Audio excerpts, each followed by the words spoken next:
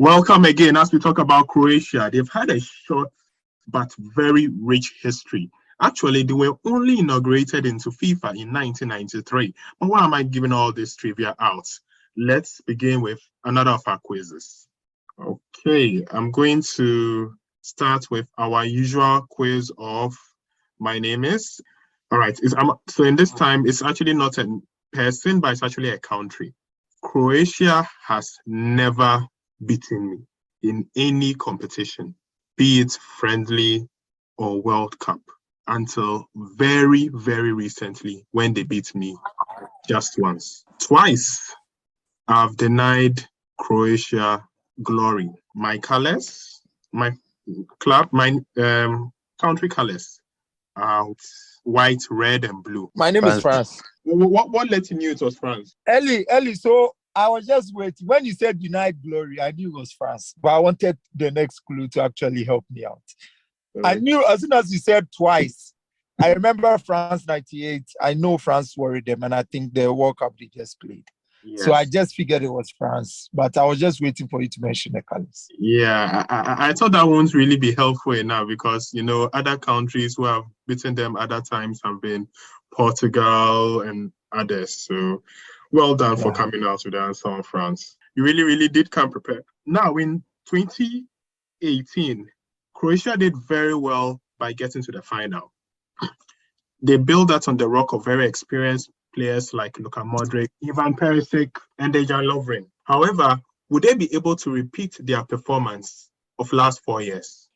Well, I think we all know how the Croatian or the Croats, how they perform when it comes to football. So they stay amongst the top teams and they come back. I think with how Modric is playing now and how other teams are performing, I don't think they'll win the trophy as a whole.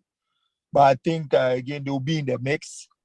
I mean, that team we saw in 2018 was at its peak. We saw Mandzukic, we saw, like you said, Lovren, we saw Modric. And even that year, Modric won the Ballon d'Or. That should tell you how good that team was.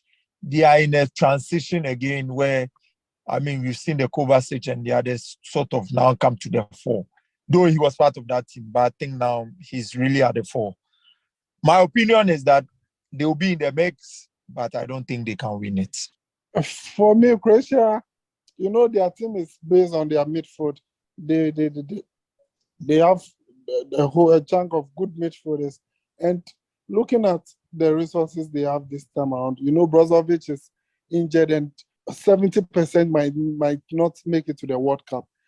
So right now they have the likes of Kovacic and then Luka Modric. Ivan Rakitic has retired from the national team. And this team has been lacking in terms of creativity. They don't have that force going forward. For me, in the group they find themselves, they should be able to qualify. But I give them round of 16. Their best should be round of 16 for me.